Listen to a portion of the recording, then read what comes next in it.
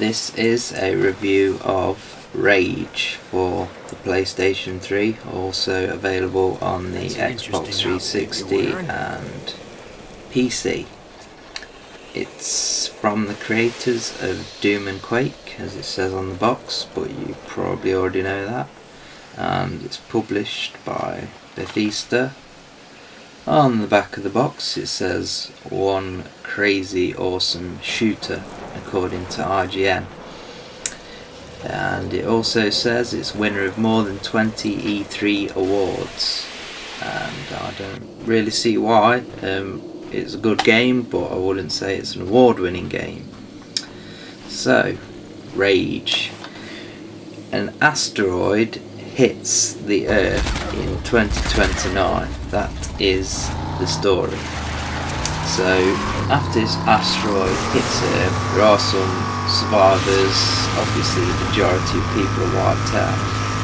So these people are forced to start a new civilization, and you end up with various settlements of survivors, various different factions. So you, as the main protagonist, have been frozen for 106 years in this kind of cryogenic pod type thing, and yeah, you basically wake up and that's the way the Earth is. There's different settlements and factions, kind of like a Mad Max setting. So the gameplay consists of assisting these settlements and helping them. I won't go through the ending obviously, because if you haven't played it then you'll want to keep the ending for yourself. So the game consists of a first person shooter. That's the main meat of the game, and also driving sections, which for me reminded me of MotorStorm. The handling's decent on them sections. So first person shooter wise, you've got upgradable weapons, and you've also got different ammo types for them weapons.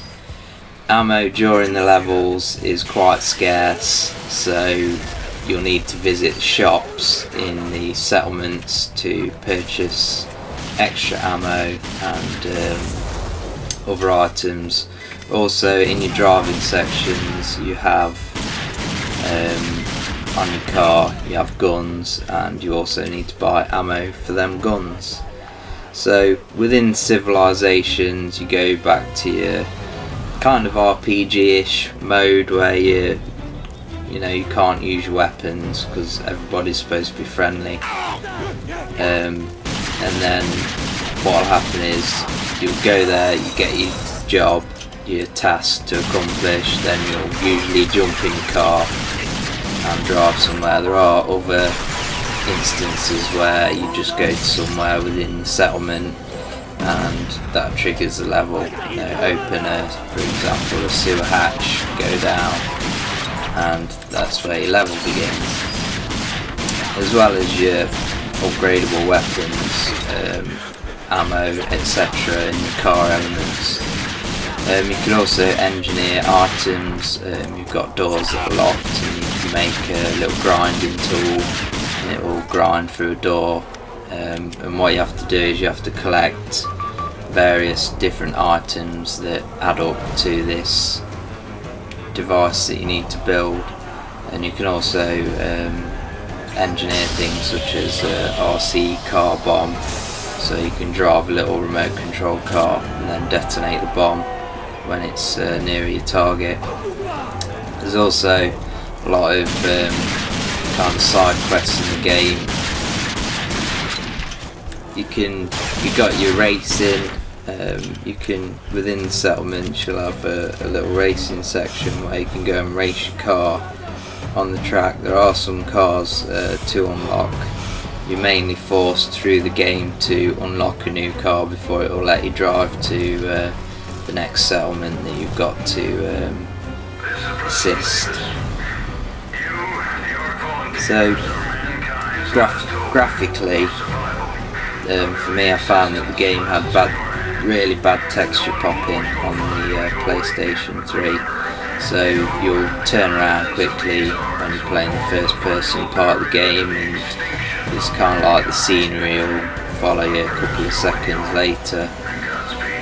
It kind of does really detract from the game, but it's still a great game. The gameplay more than makes up for the slightly lacking textures in the graphics.